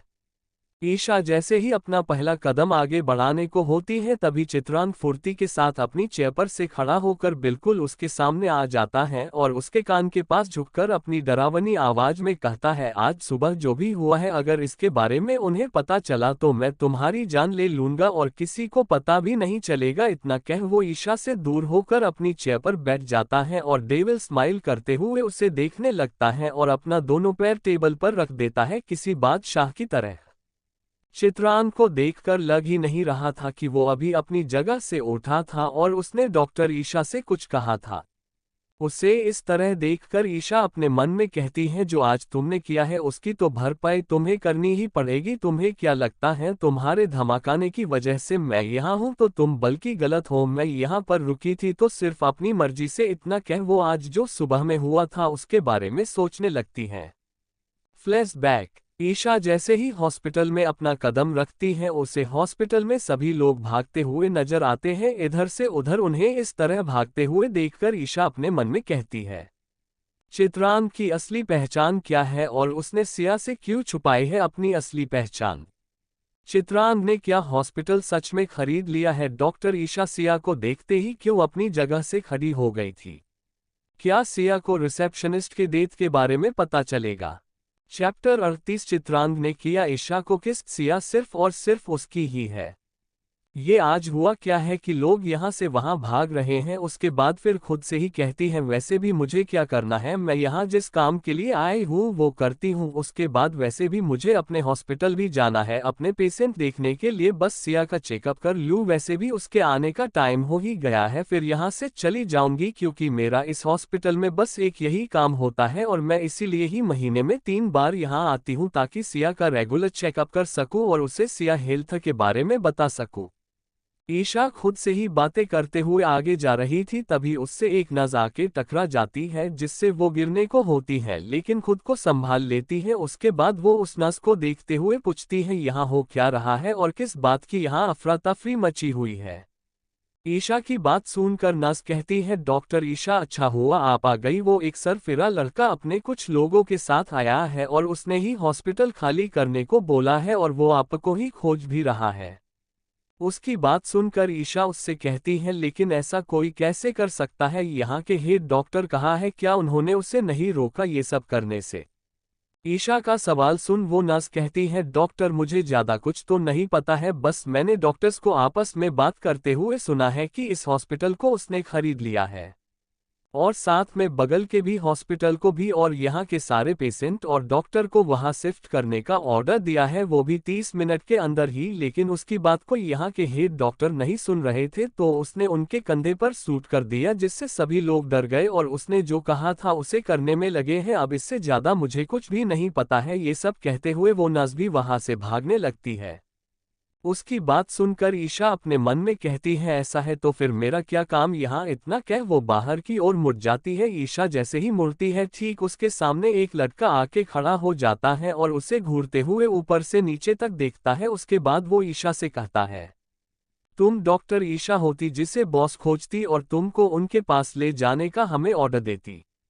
ईशा उसकी बात सुनकर अजीब तरह से उसे देखते हुए कहती है, तुम कौन हो और क्या बोले जा रहे हो? वो इससे आगे कुछ कह पाती उसके पहले ही वो लड़का, जो कोई और नहीं बल्कि पीटर था, उसे अपने कंधे पर उठा लेता है। उसके ऐसा करने से ईशा पहले तो डर जाती है, लेकिन फिर तुरंत ही पीटर की पीठ पर अपने हाथों की मुट्ठी बनाकर उसे मारते हुए कहती है, तुम कौन हो और मुझे तुमने कैसे छुआ और तुम्हारी कैसे हुई मुझे इस तरह से उठाने की? मुझे नीचे उतारो अभी के अभी। लेकिन पीटर को ईशा की बातें सुनाई ही नहीं दे रही थी जैसे, और वो उसे उसी तरह उठाए हुए उसकी केबिन की ओर लेके बढ़ने लगता है। कुछ देर बाद पीटर ईशा को उसके केबिन में लाके पटक देता है। उसके ऐसा करने से ईशा की जोरदार चीख निकल जाती है, हाय राम, मेरी कमर टूट गई। लेकिन पीटर उसकी बात सुनकर भी अनसुना करते हुए केबिन से निकल जाता है और जाते हुए ही गेट बंद कर देता है। ईशा अपनी कमर को सहलाते हुए अपनी जगह से खड़ी होती हुई कहती है, हे यू, तुम जो कोई भी हो, तुम्हें तो मैं छोड़ूंगी नहीं। तुम्हारी हिम्मत कैसे हुई मुझे किसी बोरे की तरह उठाकर एक जगह से दूसरे जगह पर पटकने की? तभी उसके कानों में एक मैग्नेटिक आवाज आती है, तो तुम हो डॉक्टर ईशा? उस आवाज को सुनकर ईशा पीछे पलट जाती है तो अपनी चेयर पर वो एक हैंडसम से लड़के को बैठा हुआ देखकर चिढ़ जाती है। ईशा उससे अपनी चेयर पर बैठा हुआ देखकर अपना सारा दर्द भूल जाती है। ईशा उसकी ओर बढ़ते हुए कहती है, अब तुम कौन हो और तुम्हारी हिम्मत कैसे हुई मेरी जगह पर बैठने की? उसकी बात सुनकर वो लड़का, जो कोई और नहीं चित्रांग था, वो अपनी उसी मैग्नेटिक आवाज में कहता है, जितना पूछा है उतना ही बताओ, मुझे मेरे ही सवाल दोहराने की आदत नहीं है। चित्रांग की बात सुनकर ईशा उसे गुस्से से घूरते हुए कहती है, हाँ तो मुझे भी कोई शौक नहीं है सबको अपने बारे में बताने की। उसका जवाब सुनकर चित्रांग की स्टील ब्लू आंखें बंद हो जाती हैं। उसके कुछ देर बाद वो अपनी आंखें खोलता है तो उसकी दोनों आंखें लाल नजर आ रही थी, जिसे देखकर एक पल के लिए ईशा भी डर जाती है। चित्रांग चेयर पर से खड़ा होकर ईशा के बिल्कुल पास आ जाता है, इतना कि दोनों का शरीर एक दूसरे से चिपक जाता है। उसके इतने पास आने से ईशा का शरीर के बॉडी में एक सिरहन सी दौड़ जाती है। वो जैसे ही पीछे होने को होती है, वैसे ही चित्रांग अपना एक हाथ आगे बढ़ाकर उसकी कमर को पकड़कर अपने और भी पास कर लेता है और उसी तरह उसे पकड़े हुए उसके कान के पास अपने होठों को ले जाते हुए अपनी मदहोश कर देने वाली आवाज में कहता है, तो तुम ही डॉक्टर ईशा जो उनका रेगुलर चेकअप करती हो? उसके इस तरह से बोलने से ईशा के कान को चित्रांग के होठ छू रहे थे, जिससे ईशा अपनी जगह पर जम जाती है और उसकी धड़कनें तेजी से चलने लगती हैं, जिसकी आवाज बाहर तक सुनी जा सकती थी, जिसे चित्रांग साफ साफ सुन रहा था। उसकी धक्कों का शोर सुनकर उसके होठों पर एक डेविल स्माइल आ जाती है, जिसे वो जल्द ही छुपा लेता है और उसके कान के पास अपनी गर्म सांसें छोड़ते हुए कहता है, तो तुमने अभी तक जवाब नहीं दिया। उसकी इस बात को सुनकर ईशा जैसे होश में आती है और वो अपनी पूरी ताकत के साथ चित्रांग को धक्का देती है, लेकिन कोई फायदा नहीं होता है। अभी भी वो वैसे ही चित्रांग के बाहों में कैद थी। उसकी इस कोशिश को देखकर चित्रांग कहता है, मैं तुम्हें छोड़ दूंगा, बस तुम मेरे सवालों का जवाब दे दो, क्या तुम ही डॉक्टर ईशा हो? उसकी बात सुनकर ईशा चिढ़कर कहती है, नहीं, मैं डॉक्टर ईशा की भूत हूँ, अब हटो। उसे चिढ़ते हुए देखकर चित्रांग उसे एक झटके से छोड़ देता है और फिर बड़ी ही फुर्ती के साथ ईशा की चेयर पर बैठ जाता है। उसे फिर से अपनी चेयर पर बैठा देखकर ईशा चिल्लाकर कहती है, तुम्हारी हिम्मत कैसे हुई फिर से मेरी जगह पर बैठने की, और तुम हो कौन? तुम्हें किसने मेरी केबिन में आने की इजाजत दी? ईशा का इतना सारा सवाल एक साथ सुनकर चित्रांग कहता है, तुम्हें इससे कोई मतलब नहीं होना चाहिए कि मैं कौन हूं, और रही बात मेरे यहाँ बैठने और इस केबिन में आने की, तो मुझे नहीं लगता है कि किसी भी हॉस्पिटल के ओनर को कहीं भी जाने और बैठने के लिए किसी की इजाजत की जरूरत पड़ती है। चित्रांग की बात सुनकर ईशा कहती है, ओह, तो तुम ही वो हो जिसने हॉस्पिटल अपने नाम करा लिया और उसे खाली करने को कहा है, और ऐसा नहीं हुआ तो तुम सबको जान से मार दोगे। उसकी बात सुनकर चित्रांग मुस्कुराते हुए कहता है, चलो, तुम्हें कुछ तो पता है मेरे बारे में।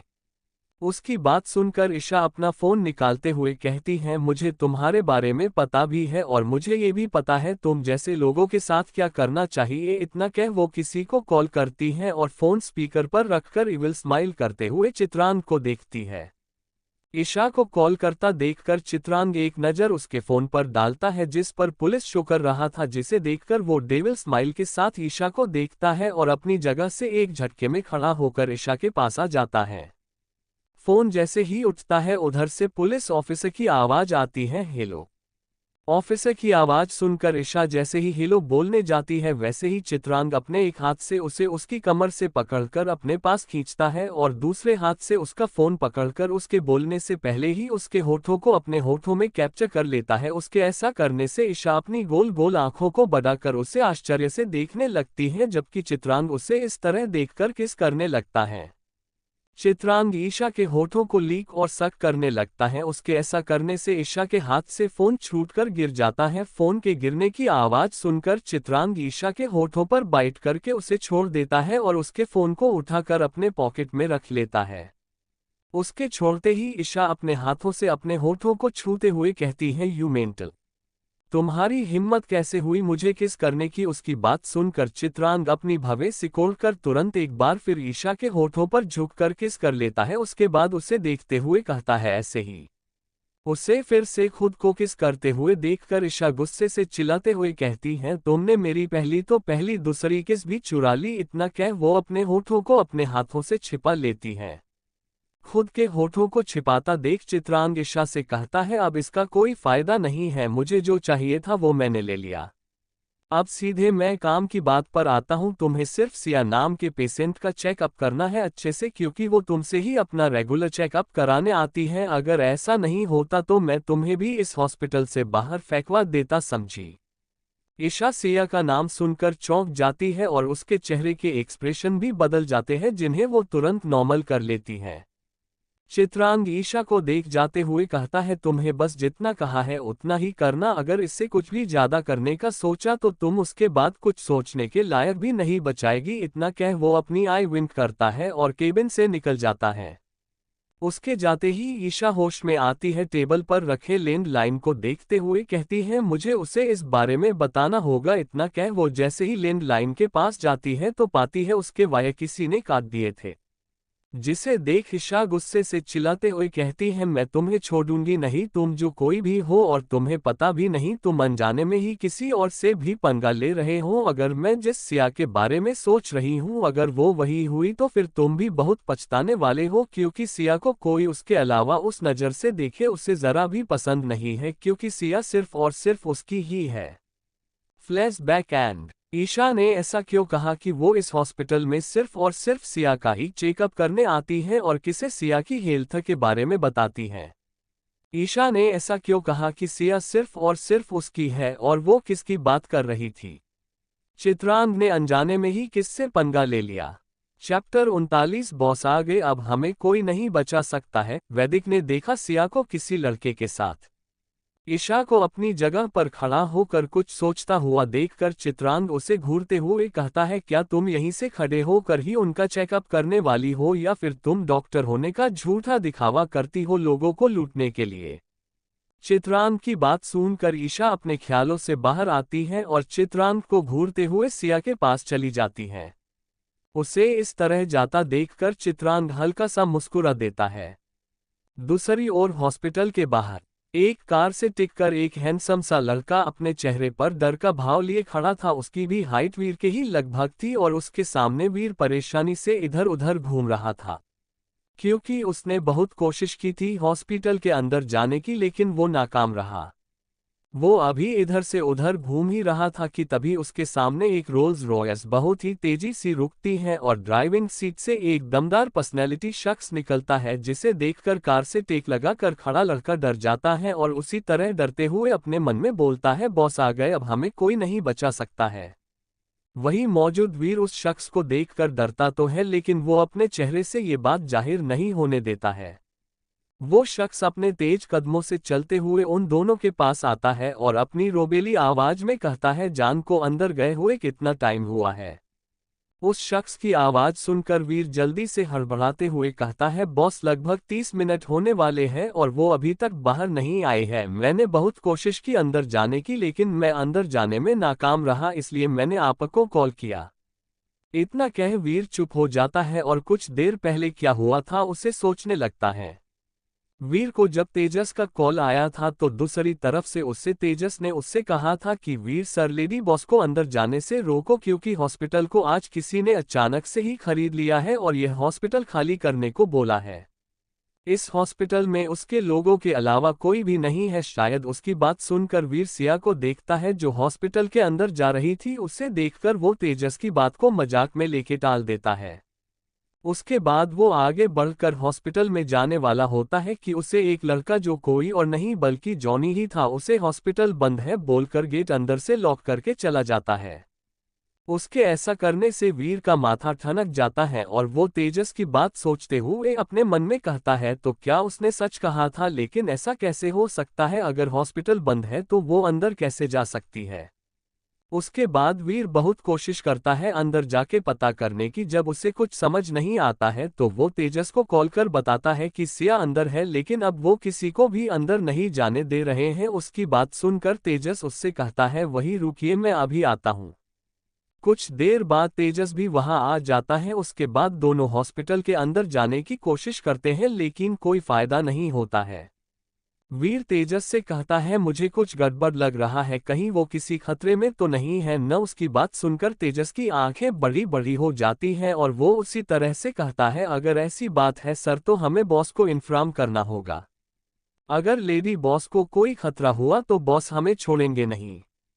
तेजस की बात सुनकर वीर जल्दी से अपना फोन निकालता है। उसके बाद एक नंबर डायल करता है। कुछ ही रिंग फोन उठ जाता है और उधर से बस हेलो की एक भारी सी आवाज आती है, जिसे सुनकर वीर बिना एक पल गवाए एक ही सांस में सब कुछ बता देता है। उसकी बात जैसे ही खत्म होती है वैसे ही उसे कॉल के कट होने की आवाज आती है।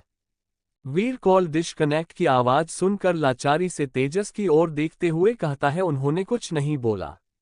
वीर अपने ख्यालों में ही खोया हुआ था कि तभी उसके कानों में उसी शख्स की आवाज आती है, तुम्हें मैंने उसका ध्यान रखने के लिए भेजा था, तो फिर तुमसे इतनी बड़ी गलती कैसे हो गई?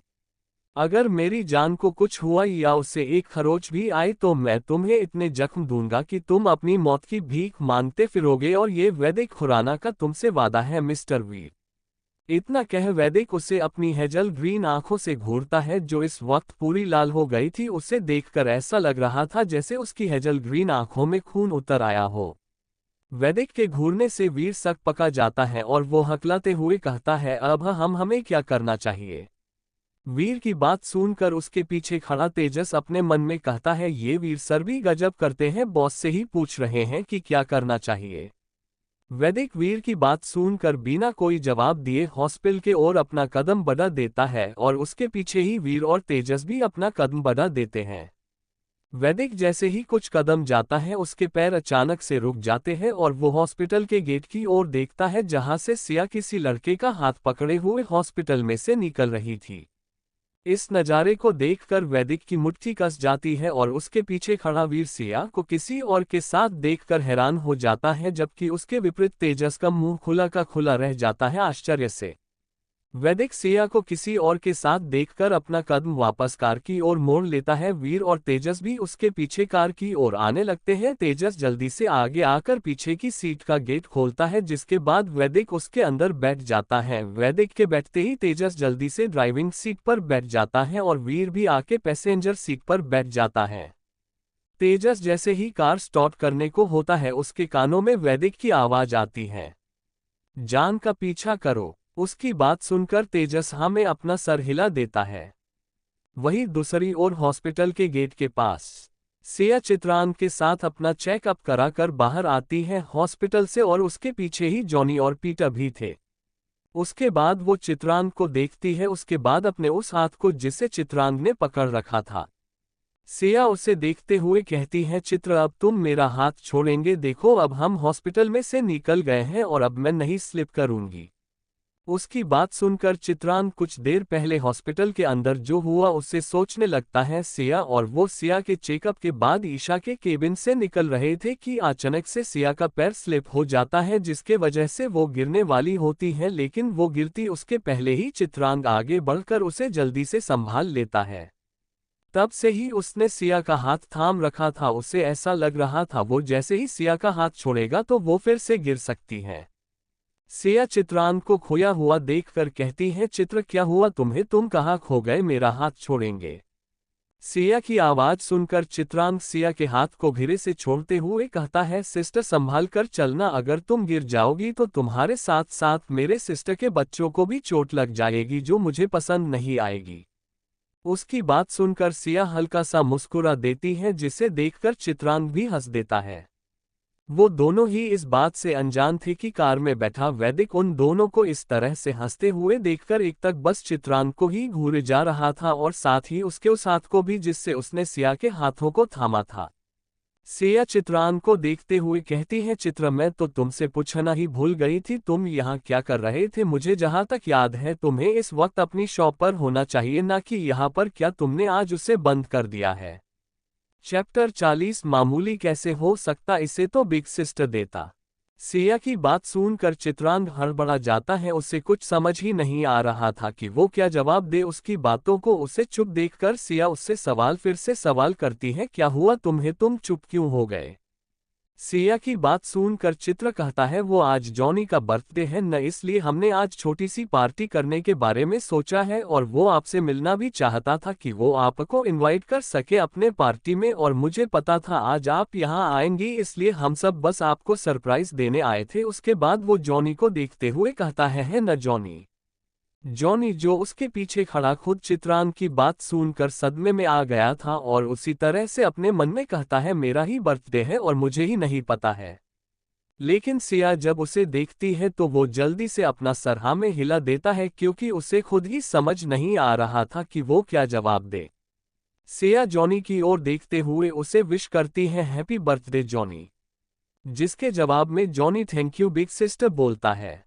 उसके बाद सिया भोली सी सूरत बनाकर कहती है, वैसे तुम लोग जाओ पार्टी कर लो, मैं नहीं आ सकती हूँ, मुझे कहीं जाना है, उसके बाद घर भी जाना है, मुझे लेट हो जाएगा। इतना कह सिया अपने पर्स में से एक छोटा सा बॉक्स निकालती है और उसे जॉनी की ओर बढ़ाते हुए कहती है, ये तुम मेरी तरफ से अपना गिफ्ट समझकर ले लो, क्योंकि अभी मेरे पास यही है। अगर मुझे पहले पता होता आज तुम्हारा जन्मदिन है तो मैं तुम्हें कुछ देती, लेकिन मैं नहीं आ पाऊंगी, उसके लिए तुम मुझे माफ कर देना। उसकी बात सुनकर जॉनी जल्दी से सिया के हाथ से वो बॉक्स लेते हुए कहता है, बिग सिस्टर आपको सॉरी बोलने की कोई जरूरत नहीं है, मैं समझ सकता हूँ आपको कुछ इम्पोर्टेंट काम है तभी आप नहीं आओगी। उसकी बात सुनकर सिया कहती है, लेकिन मैं अगली बार पक्का तुमसे पार्टी लूंगी, आज तो हम जा रहे हैं लेकिन तुम्हें मुझे पार्टी देनी होगी, इसे याद रखना। उसकी बात सुनकर जॉनी कुछ बोलता उसके पहले ही चित्रांग बीच में बोल पड़ता है, ठीक है आप हमें बता दीजिए आप अगली बार कब आने वाली है, मैं आपसे मिलने आ जाऊंगा। चित्रांग की बात सुनकर सिया कहती है, मैं अब 10 दिन बाद आऊंगी। सिया की बात सुनकर चित्रांग उदास मन से कहता है, ठीक है सिस्टर। उसके बाद सिया कहती है, अब तुम सब भी जाओ एंजॉय करो और मैं भी जाती हूँ। इतना कह सिया वहां से आगे की ओर बढ़ जाती है। उसे जाता देखकर चित्रांग जल्दी से उसके पास जाता है और उससे कहता है, सिस्टर आपको कहाँ जाना है, आप मुझे बता दीजिए, मैं आपको वहां पर छोड़कर फिर चला जाऊंगा। उसकी बात सुनकर सिया कहती है, कोई बात नहीं है, तुम लोग जाओ, मैं खुद चली जाऊंगी। चित्र इतना कह सिया एक नज़र उस बॉक्स पर डालती है जो उसने अभी जॉनी को दिया था। उसे देख वो जाते हुए अपने मन में कहती है, हमें कभी इसे आपको देने के लिए लिया था, लेकिन आपने कभी हमें मौका हो नहीं दिया कि ये हम आपको दे पाए, और आपने जिस तरह हमें हमारी औकात बताई थी उसके बाद हमारे अंदर कभी हिम्मत ही नहीं आई कि हम आपको ये दे सकें।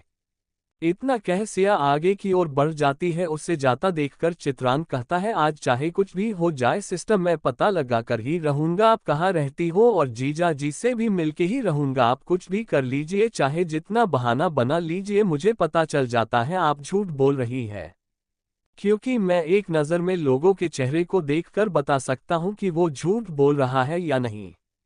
चित्रांग अभी ये सब खुद से कह ही रहा था कि तभी उसे अपने पीछे से जानी की आवाज आती है, बॉस अब क्या करे, बिग सिस्टर तो जा रही है, उन्हें रोके। जॉनी की बात सुनकर चित्रांग के भाव बदल जाते हैं और वो अपनी सर्द नजरों से मुड़कर जॉनी के हाथ में पकड़े बॉक्स को देखता है। उसके बाद अपने सर्द लहजे में कहता है, वो बॉक्स मुझे दो। जॉनी चित्रांग की बात सुनकर कहता है, लेकिन बॉस ये तो बिग सिस्टर ने तो मुझे दिया है। उसकी बात सुनकर चित्रांग अपने दांत पिसते हुए कहता है, मैंने एक बार जो कहा वो समझ नहीं आ रहा है। उसके बाद वो जॉनी के हाथ से उस बॉक्स को लेते हुए कहता है, क्या मेरे बोल देने से सच में आज तुम्हारा जन्मदिन नहीं हो जाता है, इसलिए ये मेरा है क्योंकि इसे मेरी सिस्टर ने दिया है और मेरी सिस्टर से सिर्फ मैं ही ले सकता हूँ, तुम नहीं। इतना कह वो उस छोटे से बॉक्स को खोल देता है। जॉनी उसकी बात सुनकर बस अपना मुंह बनाकर रह जाता है और अपने मन में कहता है, लेकिन बिग सिस्टर ने तो दिया तो था मुझे ही, ना आपको थोड़ी ना, लेकिन आपकी बातों से ऐसा लग रहा है जैसे ने आपको ही दिया है। इतना कह वो चित्रांग को देखता है, जिसके हाथ में इस समय एक वॉच थी। वो न ही ज्यादा महंगी और ना ही ब्रांडेड थी, लेकिन दिखने में सुंदर थी। उस वॉच को देखकर चित्रांग जल्दी से अपने हाथ में पहनी अपनी ब्रांडेड वॉच को निकालकर जॉनी को दे देता है। उसके बाद सिया की दी हुई वॉच को अपने हाथ में पहन लेता है।